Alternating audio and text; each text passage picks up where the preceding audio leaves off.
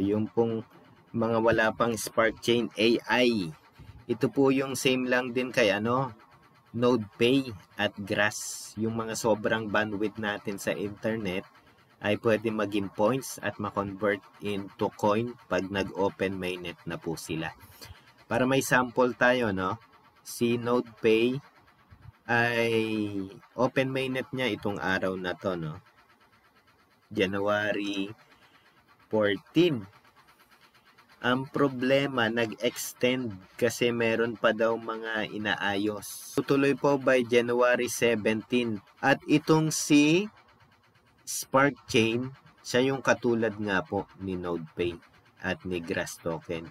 Yung mga platform na ganito ay mga legit po yan. So, kailangan lang po ay mag-ipon po tayo ng mga points. At paano ba natin i-connect to? At magkakaroon tayo ng points. So, yun po yung ating pag-uusapan. Pero yung pong mga sanay na po dyan sa NodePay at sa Grass, simpleng na lang po ito. Andyan naman po yung link po natin. Click nyo na lang para sa referral link. Sayang din naman yan, no? So, yung pong mga gusto para at least continue na lang po sa pag-set up po natin.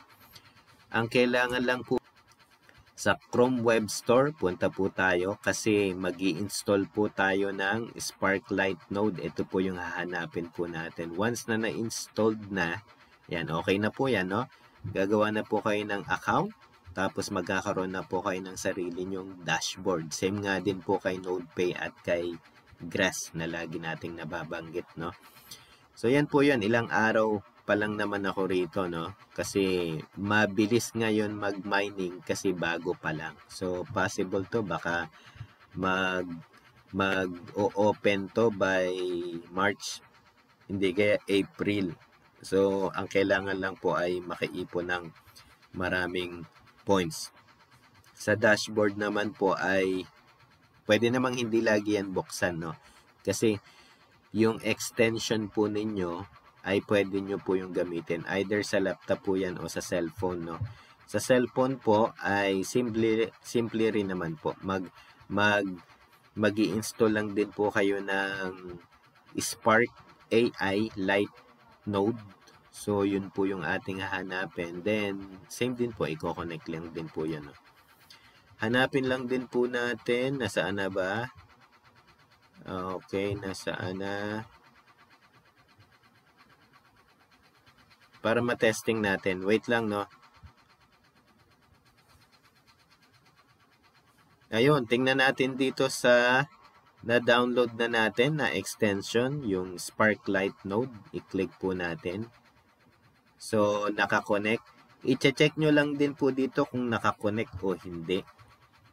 Pag disconnected, i-connect lang po. At ang connection niya ay mabilis lang, madali lang siya. Tapos, check lang po kayo ng points po ninyo dahil nga po, nag-iipon nga po tayo ng mga points po dito at mag-aantay tayo kung kailan sila mag-a-announce ng, let's say, open network po nila na malisting po at maging totoong coins yung galing sa mga points na mga naipon po natin. So, yun lang po at napakasimple lang. Sa mga bago ay kayang-kaya naman po natin to. Sa mga datihan na dyan ay nandyan naman yung link kung gusto lang gamitin at para continue na at dire-diretso sa paggawa ng account dito kay Spark.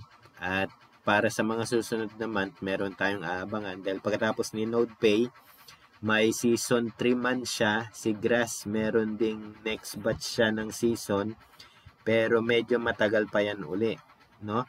Pero itong si Spark, na medyo bago pa lang talaga siya, kailan lang naman to, 1 month pa lang to, ay ito yung magandang abangan. Kasi season 0 and season 1, yun yung sigurado na magkakaroon tayo ng mga coins sa mga points na mga naiipon po natin dahil nauna po tayo dito kay Spark. So habang maaga pa, gawa na po, i-connect na at mag-claim na tayo ng maraming points para handa po tayo sa open network po nila.